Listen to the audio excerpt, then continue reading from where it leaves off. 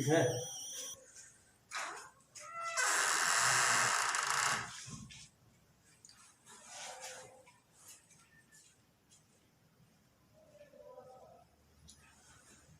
Good morning बच्चों। Intermediate final classes English grammar. जैसा कि आप लोगों को पता है प्रिय विद्यार्थियों कि इंग्लिश ग्रामर से पिछले दिनों सेकेंड चैप्टर से, जिसको सिंथेसिस कहा जाता है, कंबाइंड किया जाता है दो या दो से अधिक सेंटेंस को। तो पिछले दिनों कॉम्प्लेक्स सेंटेंस के फॉर्मेशन की प्रक्रिया बताई जा रही थी और उसमें मैंने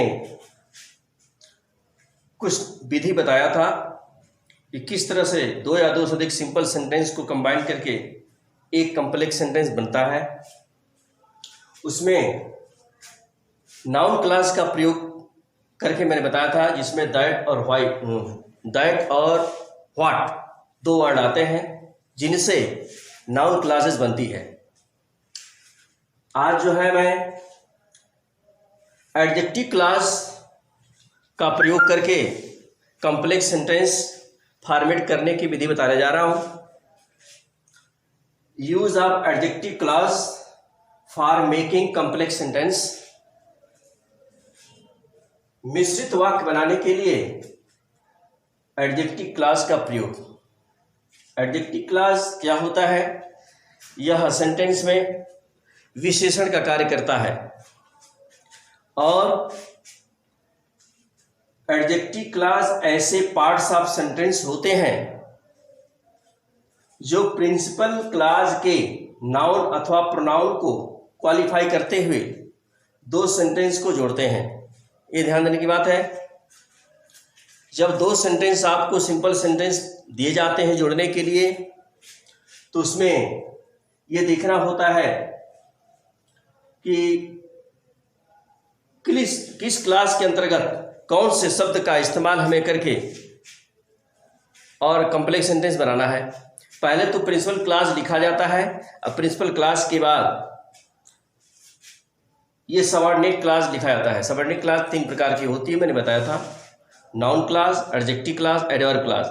नाउन क्लास बता दिया गया है, एडजेक्टिव क्लास चल रहा है। एडजेक्टिव क्लास के अंतर्गत जो शब्द प्रयोग में लाए जाते हैं, जहां से एडजेक्टिव क्लास बनती है, वे शब्द होते हैं रिलेटिव प्रोनाउन से आते हैं। रिलेटिव प्रोनाउन से एडजेक्टिव क्लासेस बनाने के लिए हु का अर्थ जो, जिसने, जिसे, जिसको होता है। यह हु का प्रयोग जो है अधिकतर मनुष्यों के लिए इस्तेमाल किया जाता है पुल्लिंग में। होम का भी प्रयोग यह दोनों के लिए इस्तेमाल होता है। जिसे, इसका अर्थ होता है जिसे। हुज का अर्थ होता है जिसका, जिसकी। ये दोनों के लिए इस्तेमाल होता है। व्हिच का अर्थ है जो या जिसे किसी वस्तु के लिए प्रयोग किया जाता है। दैट का प्रयोग किसी वस्तु के लिए इस्तेमाल किया जाता है, नॉन लिविंग थिंग के लिए इस्तेमाल किया जाता है। जिसका तो जो, जिसने, जिसे, जिसको, ये इसका अर्थ होता है दैट का। दैट का अर्थ इसके पहले नाउन क्लास का प्रयोग जब बताया गया, तो नाउन क्लास में दैट का प्रयोग यह की आया था, जबकि एडजेक्टिव क्लास के प्रयोग में इसी दैट का अर्थ जो, जिसने, जिसे, जिसको आता है, इसका अर्थ है दैट का। इनका प्रयोग करके हम कॉम्प्लेक्स सेंटेंस बनाते हैं। यानी एडजेक्टिव क्लास बनती है, उसके पहले प्रिंसिपल क्लास होता है और इन शब्दों से जोड़ करके कॉम्प्लेक्स सेंटेंस की रचना हो जाती है। जो भी शब्द रिलेटिव प्रोनाउंस के अंतर्गत एडजेक्टिव क्लासेस बनाने के लिए दिए गए हैं, वे शब्द हैं who, whom, whose, which, that. इनका प्रयोग किया जाता है। इनके प्रयोग से एडजेक्टिव क्लासेस बनी है। एग्जाम्पल के आधार पर आप समझ सकते हैं। पहला एग्जाम्पल दिया हुआ है, अलग अलग दो सेंटेंस दिए गए हैं, सेपरेट कर होता है अलग अलग। पहला है simple sentence, there is a man, there is a man. दूसरा सेंटेंस है he has been behind the bars. चूंकि यहाँ पर पहले सेंटेंस में मैन चूंकि नाउन है और नाउन की विशेषता प्रकट करने के लिए मैंने बताया है कि मनुष्यों के लिए हु का इस्तेमाल किया जाता है। पहले जो भी सेंटेंस आपको दिया जाएगा दोनों का आप हिंदी में बकायदा अर्थ निकालिए। अर्थ निकालने के आधार पर आप समझ सकते हैं कि किस वर्ड का प्रयोग करके हम एडजेक्टिव क्लास बनाएंगे। देयर इज ए मैन, एक आदमी है, यहाँ देयर का प्रयोग किया गया है। He has been behind the bars, वह शराब की दुकान के पीछे है। अब देखिए देयर इज ए मैन, एक आदमी है जो, हु का जो भी आएगा, who has been behind the bars, जो शराब घर या मदिरालय के पीछे है। सेपरेट में दूसरा एग्जाम्पल है आई कॉट ए थिफ, मैंने एक चोर को पकड़ा। पुलिस फ्रीड हिम, पुलिस ने उसको मुक्त कर दिया। अब यहाँ पर प्रिंसिपल क्लास के रूप में ये दूसरा सेंटेंस आएगा, पुलिस फ्रीड, पुलिस ने छोड़ दिया, जो या जिसे, होम का प्रयोग होगा। पुलिस फ्रीड ए थिफ, चूंकि हिम का प्रयोग जो किया गया है वह ए थिफ के लिए किया गया है। ए थिफ चूंकि नाउन है, इस नाउन की विशेषता जिस शब्द से चल रही है तो वहां पर एडजेक्टिव क्लास का इस्तेमाल कर देंगे। A police freed a thief home, यानी नाउन या प्रोनाउन जिसकी विशेषता सेंटेंस द्वारा मिल रही है उसी के जस्ट बाद एडजेक्टिव क्लास के वर्ड का इस्तेमाल करते हैं। ए थीफ नाउन है, होम जिसे, आई कॉट मैंने पकड़ा था। Police freed a thief whom I caught, police ने उस आदमी को मुक्त कर दिया जिसे मैं पकड़ा था। सेपरेट तीसरा एग्जाम्पल है do you recognise the man, his mansion was so huge and expensive. Do you recognise the man, क्या आप आदमी को पहचानते हैं। His mansion was so huge, उसका विचार इतना बड़ा है, उसकी सोच इतनी बड़ी है, एंड एक्सपेंसिव और खर्चीली है। कंबाइंड है, जोड़ा गया है यहाँ पर। तो पहला जो सेंटेंस है इसको हम बना रहे हैं प्रिंसिपल क्लास, क्योंकि इसमें द मैन जो नाउन आ रहा है, इस नाउन के बगल में अब लिखा गया है do you recognise whose mansion. अब इसको मॉडिफाई करेगा हुज।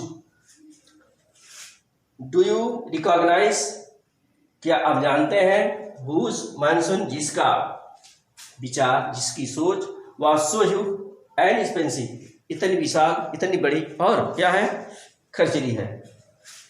एक एग्जाम्पल मैंने बताया, एग्जाम्पल के आधार पर कॉम्प्लेक्स सेंटेंस की रचना की गई है और प्रयोग किया गया है एडजेक्टिव क्लास का, जिसमें यह शब्द इस्तेमाल में आए हैं हु, होम, हुज, विच और दैट का इस्तेमाल किया जा सकता है। इसके बाद हम जो है एडजेक्टिव क्लास बनाने के लिए अब रिलेटिव एडवर्ब्स का प्रयोग बताने जा रहे हैं। रिलेटिव एडवर्ब्स में भी कुछ ऐसे शब्द आते हैं जिनसे एडजेक्टिव क्लासेस बनती है और प्रिंसिपल क्लास को जोड़ करके एक कॉम्प्लेक्स सेंटेंस की रचना की जाती है। तो रिलेटिव एडवर्ब में कौन कौन से वर्ड आते हैं उनको ध्यान देने की जरूरत है। रिलेटिव एडवर्ब,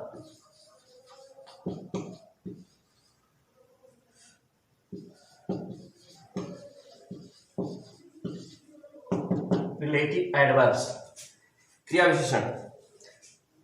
रिलेटिव एडवर्ब इसके अंतर्गत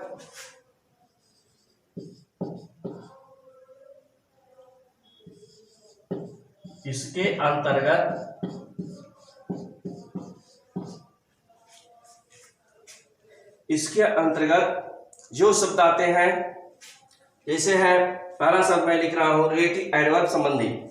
रिलेटिव एडवर्ब में क्या है, पहला शब्द है व्हेन का जो प्रयोग होता है उस समय के लिए होता है। व्हेन समय के लिए, समय के लिए। वेयर, वेयर का प्रयोग होता है स्थान के लिए, प्लेस के लिए।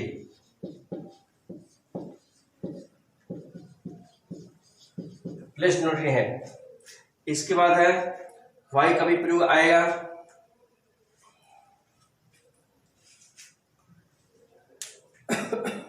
व्हेन, वेयर, इसके बाद है वाई।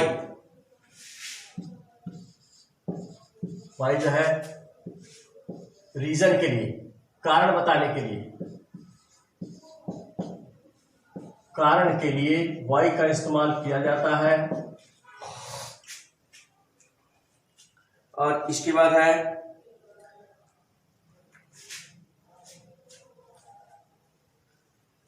तुलना बताने के लिए, तुलना प्रकट करने के लिए जैसे प्रयोग किया जाता है, एज का प्रयोग होता है।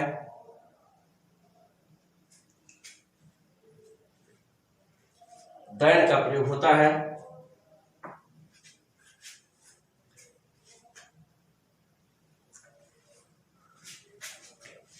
देन या एज का प्रयोग होता है। देन या एज, ये तुलना बताने के लिए है, तुलना प्रकट करने के लिए।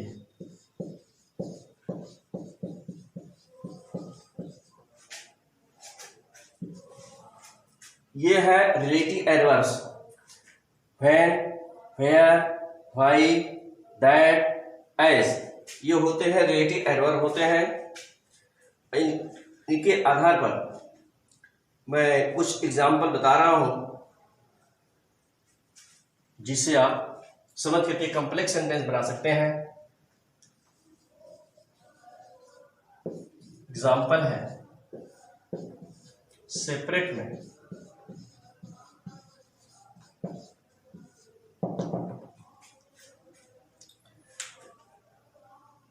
I was eating an apple.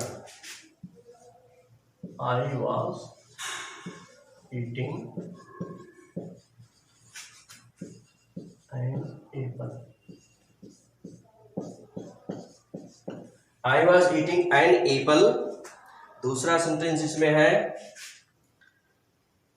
he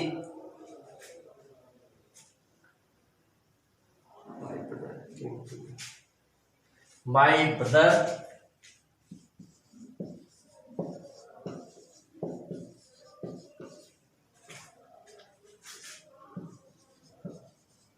came to me,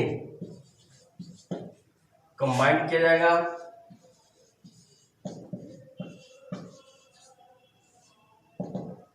I was eating an apple, मैं सेब खा रहा था। My brother came to me, मेरा भाई मेरे पास आया। ते स्थान डिनोटिंग की बात है या समय की बात है। जब मैं सेब खा रहा था तब मेरा भाई मेरे पास आया, इसको कंबाइन किया जाएगा।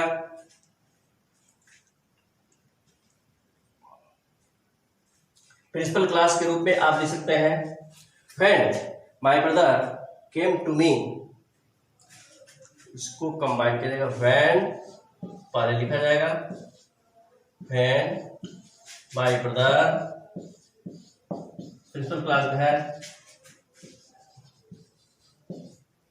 जब मेरा भाई आया तब मैं सेब खा रहा था, इसको कंबाइन करने के लिए व्हेन का इस्तेमाल किया जाएगा।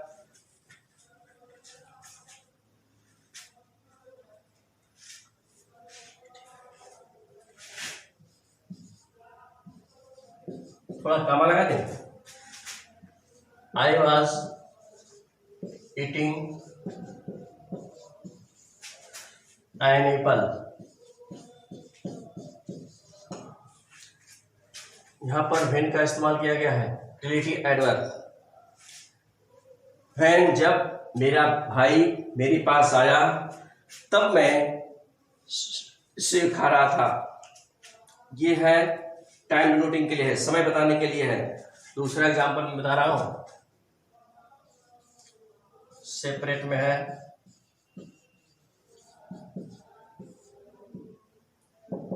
दूसरा एग्जाम्पल, ये तो टाइम डिनोटिंग में समय बताने के लिए था, अब जो है स्थान बताने के लिए। आई was standing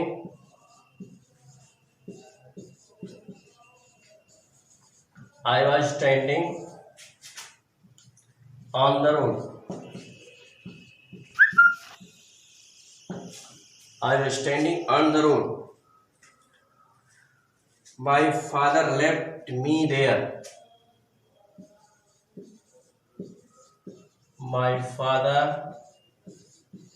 left me there.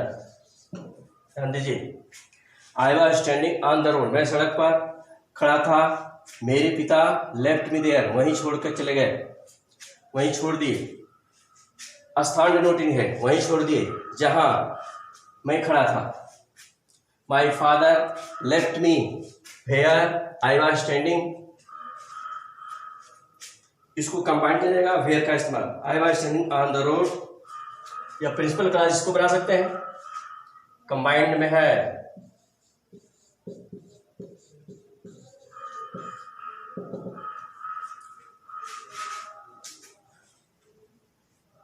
चूंकि ऑन द रोड मैं खड़ा था, ऑन द रोड सड़क पर मैं खड़ा था, स्थान यही है ऑन द रोड। इसको हम डिसमिस करेंगे, यहां पर वेयर का इस्तेमाल कर देंगे और देयर हटा देंगे। आई वॉज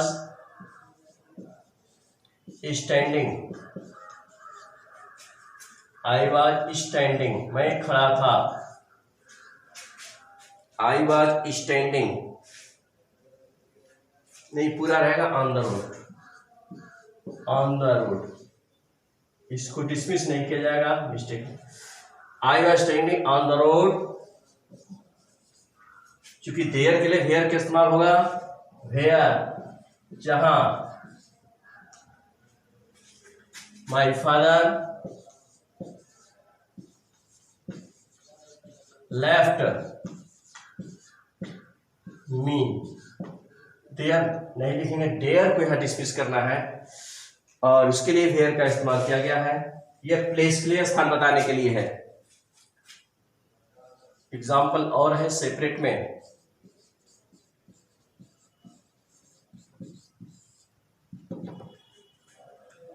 ये स्थान बताने के लिए था। अब मैं जो है रीजन, कारण बताने के लिए बता रहा। Example, I did not by it, I did not buy it. मैंने इसे नहीं खरीदा। I did not like its color. I did not like, I did not like this color.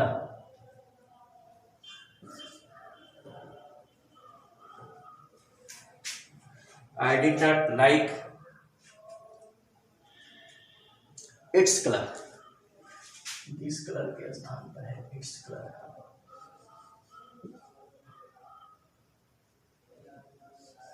its color combine किया जाएगा इसको।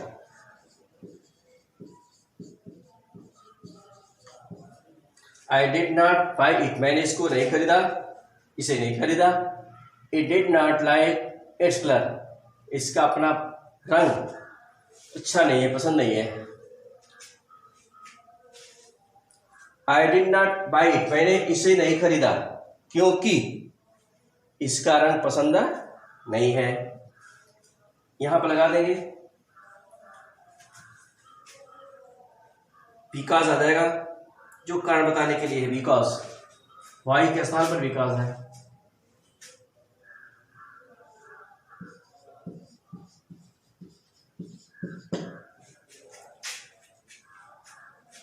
I did not buy it because I did not buy it because मैंने इसे नहीं खरीदा क्योंकि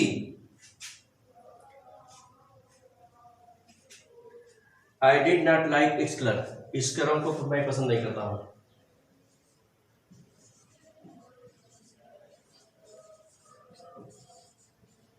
I did not like its color।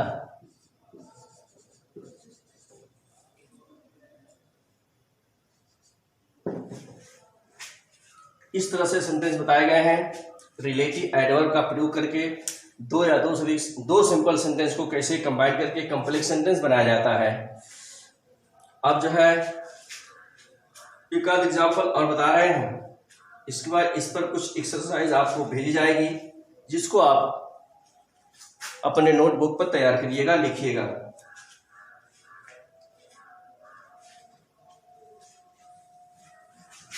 दो example और हैं।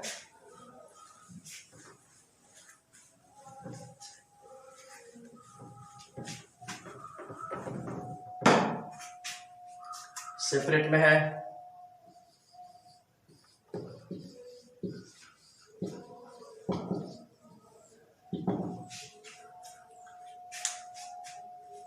He is stupid. He is stupid.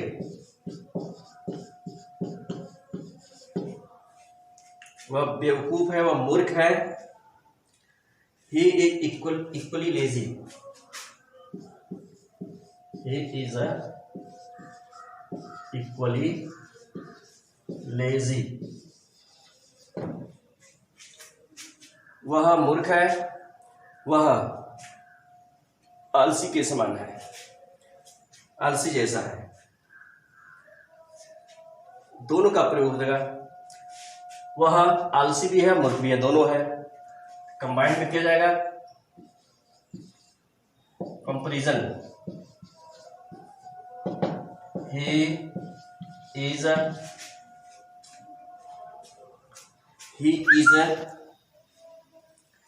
as stupid as he is lazy. As stupid as he is lazy. यहाँ पर जब as का इस्तेमाल किया गया है तो इक्वली शब्द को यहाँ से हम हटा देंगे, डिसमिस कर देंगे। एक एग्जांपल है लास्ट में, सेपरेट में।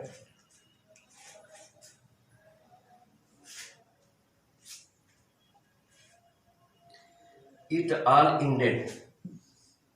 It all ended. यह सब समाप्त हो गया। I expected the same. I expected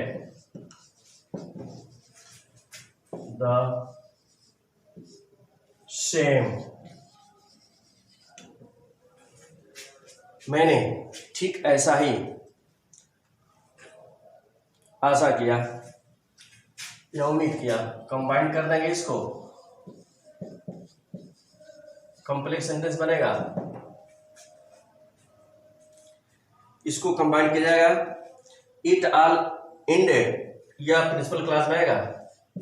it all ended, it all ended as, जैसा। आई एक्सपेक्टेड, जैसा मैंने आशा किया या उम्मीद किया। क्योंकि जब एज का इस्तेमाल किया गया है तो द सेम को यहां से डिसमिस कर दिया जाएगा। इस तरह से रिलेटिव एडवर्ब के आधार पर प्रयोग करके कॉम्प्लेक्स सेंटेंस की रचना की गई। कॉम्प्लेक्स सेंटेंस बनाने के लिए एडजेक्टिव क्लास के रूप में रिलेटिव एडवर्ब और रिलेटिव प्रोनाउन दो का इस्तेमाल किया गया है। दोनों में कौन कौन से शब्द आते हैं उनको अर्थ सहित बताया गया है। आप जो इस वीडियो को ध्यानपूर्वक देखिए, अपने घर पर ग्रामर की पुस्तक रखिए उससे अध्ययन कीजिए, नोटबुक पर लिखिए और निरंतर अभ्यास में लगे रहिए। अब जो है अगला वीडियो कल भेजा जाएगा। धन्यवाद।